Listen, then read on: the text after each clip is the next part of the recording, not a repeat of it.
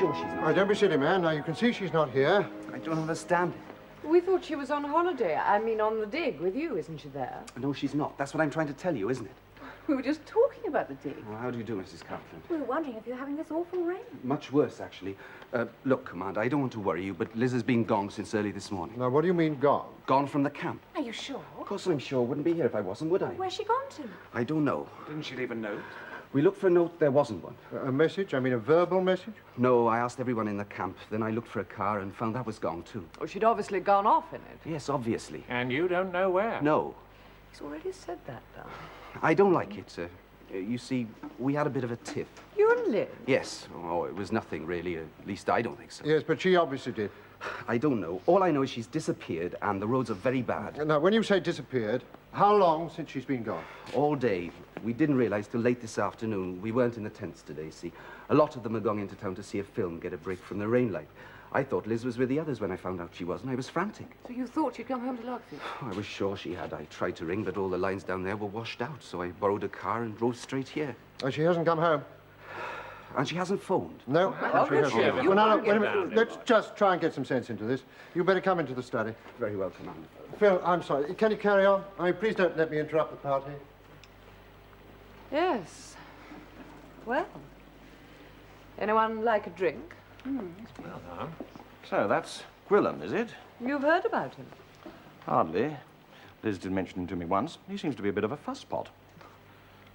Oh, cigarette? No. Oh, yes, thanks. Well, you'd better tell me all about it from the beginning. What more can I tell you? Liz is gone. Disappeared. Well, hardly disappeared if you don't know where she went. Now, I want to ask you something else first, about this dig. Now, how did she ever get involved in the first place? It was vacation. She was interested in archaeology. Or was she? Never had been in her life before. Why do you think she developed this sudden craze for digging up the past? Perhaps because I talked to her about it, fired her enthusiasm like. Ah. Now, that's one of your specialities, Mr. Jones, is it? Firing the enthusiasm of gullible young people? What are you getting at, Commander? Well, it's not just archaeology, is it? And I gather, for example, that my daughter has signed the peace pledge. And why not? 10 million others have signed. And thus convincing the Axis powers that we're an effete nation and we shall never fight. And that makes war inevitable. Now, is that what you teach your archaeology students? No, it's not. Of course we talk about the world situation, but it's a free discussion. Do you see me as some sort of Dr. Goebbels? No, not quite, Mr. Jones. Then what's all this questioning for, this third degree? Because Elizabeth is my daughter, and you seem to forget it. I never forget it. How can I? She never does. I'm very glad. Then all this third degree, as you call it, is because I am trying to understand why she ever got involved with you in the first place. We were friends. Well, you were friends, you are no longer? I didn't say that. Well, then why did she bolt this morning? And that was very early in the morning, I think you said. About 4 o'clock, I'd guess. No, I asked you why. Well, it couldn't have been much before. We were talking till around 3. Now, is this you and Elizabeth, or the whole party? Liz and I. We're talking about the peace pledge, not I? No. No, of course not. We're having what you described earlier as a tiff. You and Liz alone in a tent in the pouring rain. We were discussing something of importance to both of us. You've made it very clear, Mr. Jones. Look, you may not have noticed in this backwater of yours, but this is the 20th century. Liz is not a Victorian miss. She's an emancipated woman of 22. And you're a very persuasive lecturer of what, 35? Give or take a year. But this time I take it your powers of persuasion were not successful? You won't have to get out the horsewhip if that's what you had in mind.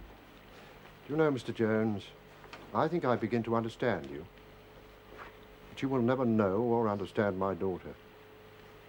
Oh, she may have been carried away by your enthusiasm for pacifism, but at heart, she's a conventional girl.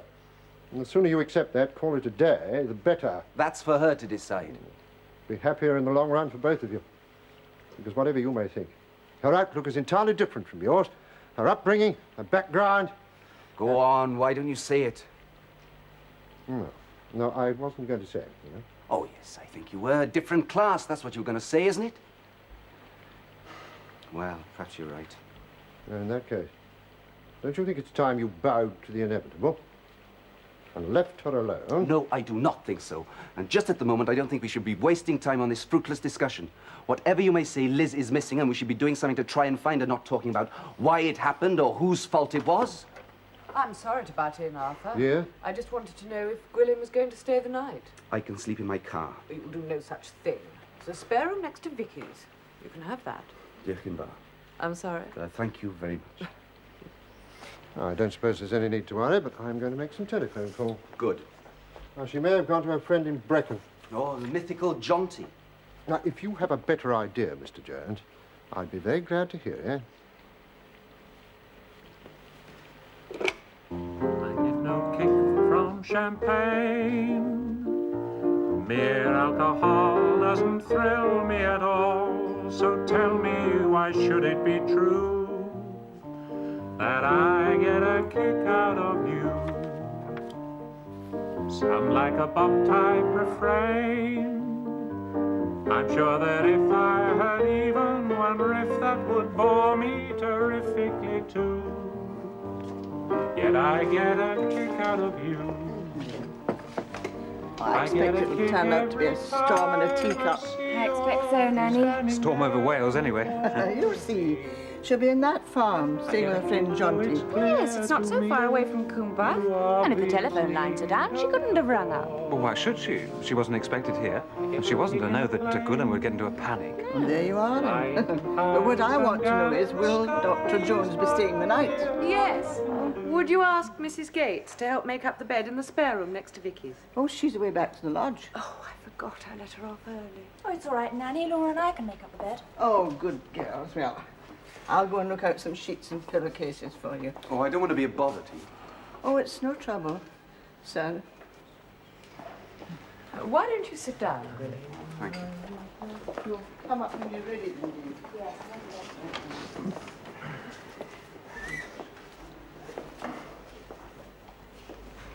Well, Nanny has decided it's all a storm in a teacup. You haven't lost Liz, you've mislaid her. How do you keep your clothes dry? Clothes? Yes, in camp. I have a special interest. Even in Spain, it rains in the winter, so how do you keep clothes dry? We don't. At least we didn't this time. I've been on a lot of digs, but never one like this. I found a frog in my sleeping bag the other night. Oh, sounds too utterly bizarre. Do you hang them up? What? Your clothes? We could, but we'd have a flat tent. Why? The weight of the clothes hanging would pull the pole down, see? Thank you. That's a useful tip. So what do you do? You make a sort of contraption beside the bed with branches cut from trees, and you put the clothes on that, up off the ground, see? Oh, I see. And that keeps them dry. Usually it does, not this time, though. The commander was going to make some phone calls. If he finds out there's been some sort of an Now, accident... Gwilym, you mustn't think like this. Liz is an adult, not a baby. If she chooses to go off without telling anyone in this silly way, you can't be blamed. Whatever may have happened. Absolutely true. Well, Peter, I think perhaps we ought to go home. Oh, right. Getting a bit late. Goodbye, Good night, Laura. Captain Palmer. Very nice to see you again. Never too serious. Oh, look, please don't break up the party because of me. Oh, dear. I always seem to be gate-crashing parties, don't I? You do rather, but we don't mind. No, this dinner was given under false pretenses anyway. Oh? It was supposed to be a farewell party for Jack and I, but now as it turns out we're only going to be away for a few weeks, you weren't breaking up anything. Are you sure? Quite sure. If Arthur's on the telephone, we won't disturb him. I'm sure he'll understand. Well, of course he will. And please let us know as soon as Liz turns up again, won't you? Oh, yes, you must. Now, promise me. Don't worry. I'll try. Good. Good night again, everyone. Good night, Rosie. Don't worry, she'll turn up. Thanks. Good night. Good night, Peter.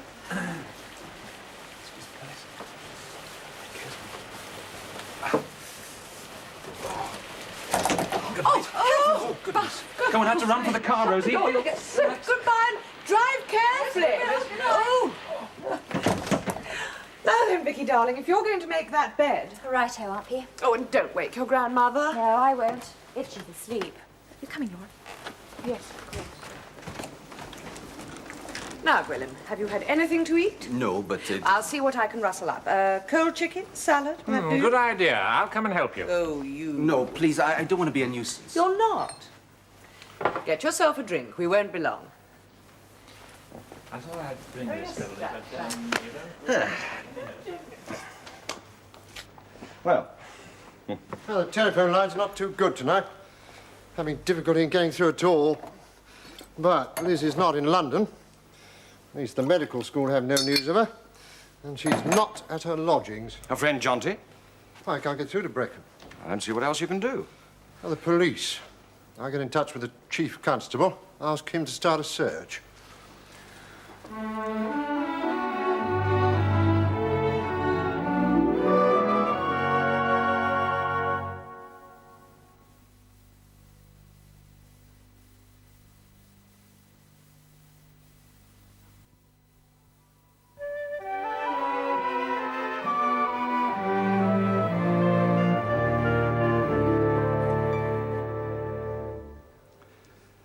Yes, well, in all the rumpus, I'm afraid they forgot to introduce us. I'm Julian Palmer, Lizzie's godfather. Of course, Captain Palmer. Liz has spoken of you. And I'm... Yes, I know who you are. Oh, please, help yourself. You've heard what Mrs. Poole said. Thank you. Well, I'm afraid this must be a bit of embarrassment to you. I feel so daft. How can you lose somebody's daughter? Well, very easily, I should imagine, if it's a girl like Liz. She's a girl of very independent character. Still, don't worry, she'll turn up somewhere. Don't be so worried. I can't help it. I keep thinking something's happened. I think I should go back and look for her. What, now? Yes. Well, go back where? To Quimbark? Yes, she may have got stuck on the way, on the road somewhere. I mean, she might have come a different way from the way I went. Well, how do you know she's coming back here in any case? You heard what her father said. She might have gone anywhere. Oh, God. Anyway, you can't go back now, tonight. Well, of course I can. I got my friend's car in the drive, plenty of petrol. All I've got to do is just go. You're not making sense, are you? Look, you're all in. We'll finish a drink, have a bite to eat, and then go to bed, eh? For a good night's sleep, and then start looking for her first thing in the morning. First light, if you like. That is, if Commander Bourne hasn't traced her by then, and I'm sure he will have done. He's not very pleased with me just now, the commander. Oh, well. He'll get over that. You think so? He doesn't like me, the commander. Oh, I'm sure you're wrong. He thinks I'm after his daughter. Are you? After tonight, I don't know. I think it may be partly my fault. Your fault? Yes, I'm her godfather. Yes, but that doesn't mean... Yes, I know, but all the same, I think perhaps... Oh, I don't know, perhaps I ought to have been a bit more responsible to her. Godfather does take a vow, you know. Oh, I see what you mean. Mind you, I always remember her birthdays, and I'm always on hand if she wants someone to talk to, outside the family, that is. Sounds to me like you've been an ideal godparent. Well, since you mention it. Still, the main thing is the religion, isn't it? I mean, that's what godparent means. I suppose so. Young people need a faith these days to steady them, especially in these rapidly changing times. Come on, have another drink. Be under the table if I do. I've had nothing to eat since lunch. Well, there's nothing wrong with being under the table. We can always pick you up again. Anyway, food will be coming in a minute. I hope. Yeah. Yeah. Get this down here. And, good luck. Yachida. Beg your pardon? Cheers in Welsh. Oh, Yakida.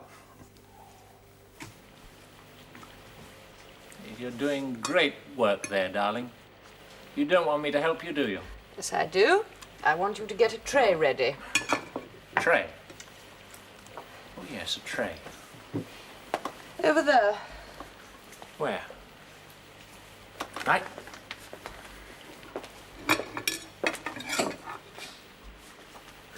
One tray. Now lay it. How do you mean, lay it? Put on it 2 knives, a fork, and a side plate. On the dresser. Right. 2 knives. And salt and pepper. Salt and pepper. Yes. I say, poor old William does look awfully miserable, doesn't he? You'd look awfully miserable if you'd lost me in a raging storm and didn't know where I was. I suppose you would. Yes. Of course I would, darling. No. Oh, Jack! Sorry. 1 over the 8, I think. There was no need to explain. Well, that should do him.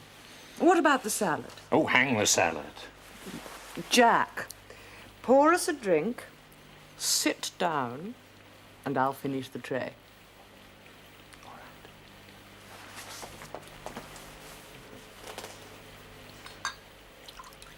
right. You?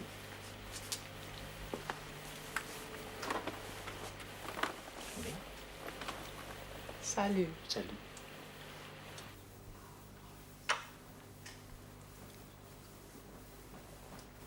May I ask you something? Of course. Do you think Liz and I are too different? Or too different to what? Well, this house for a start. Well, what about it? Well, it's a palace compared to my mum's place. We just got the 4 rooms, 2 up, 2 down, and the privy's out in the garden. How many of you in the family? My mum, my dad, my sister Gwyneth, and me, that's all. I did have a baby brother, Gareth, but he died of diphtheria when he was only 4. Really? How terribly sad. Yes, it was. We all had it. It was a miracle only little Gareth died. Lovely boy he was.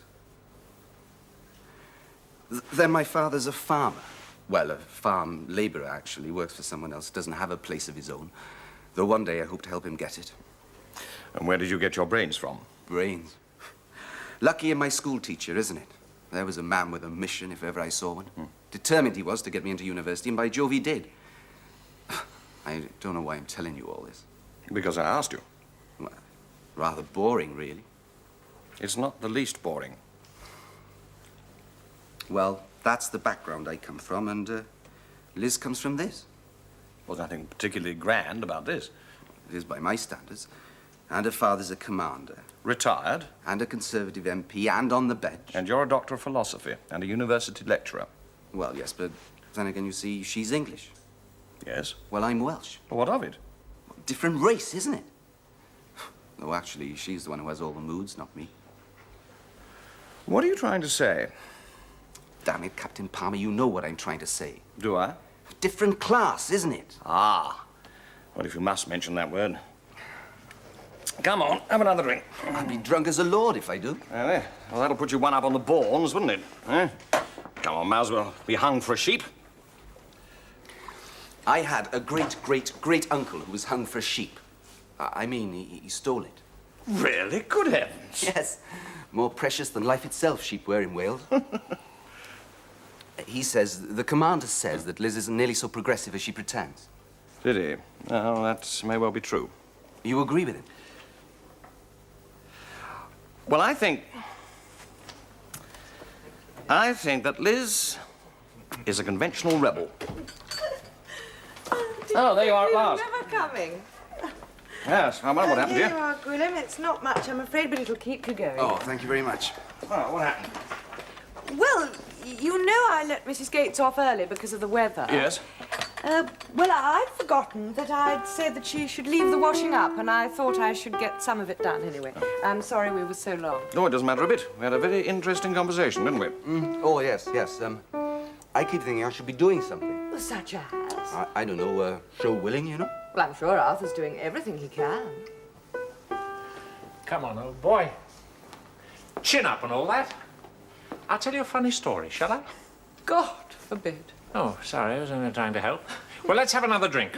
I'll tell you what, I'll go into office, see if there's anything to report.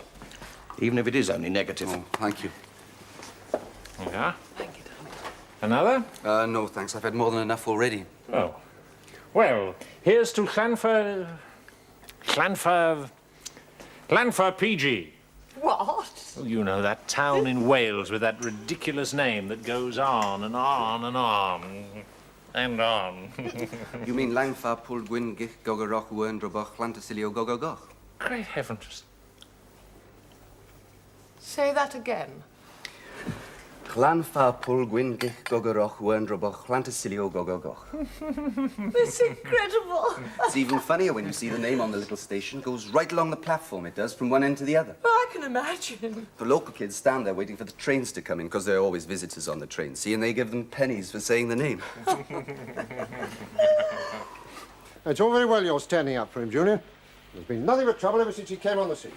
Aren't you being a bit hard on him? Can't be all his fault. And all I know is that Liz has been thoroughly unsettled by his left-wing politics and his pacifism. Unsettled enough as it was by her mother and Anne's death. And the last person she should have met at this moment was this William Meredith James. Huh? Men of Harlech? Time like this? Well, I thought it was rather apt. Oh, well, I suppose I'd better go and tell the wretched young man. Oh, tell him what? The negative report. At least that you found out that she wasn't with her friend Jonty.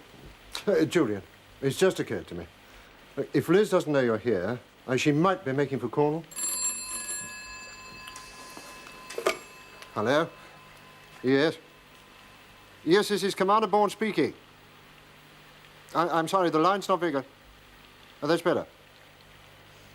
What? Where? That's all done, Nanny. Oh, you managed all right then. Where would you like this? Yes, there, dear. You'll never see a better made bed, thanks to Laura. Thanks to the red cloths and their glasses. Good. Well, I'll away to my bed then.